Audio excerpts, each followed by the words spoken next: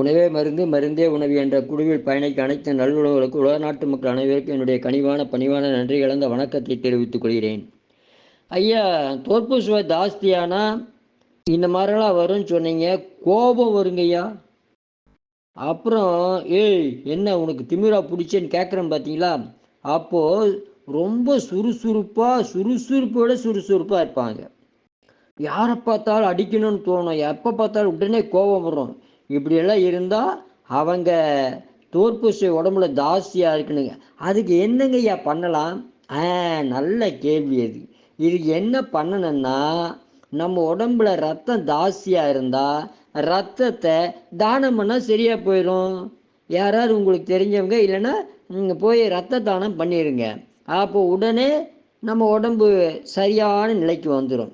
இது உண்மைங்கய்யா. அதனால தான் ரத்த தானம் பண்ண சொன்னது காரணமே இதுதான்.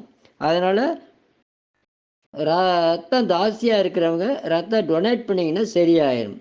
இதை செய்து நம்ம உடம்பை பாதுகாத்துக்கலாம். நான் வாழ்க வளர்க உயர்க. நன்றி, வணக்கம்.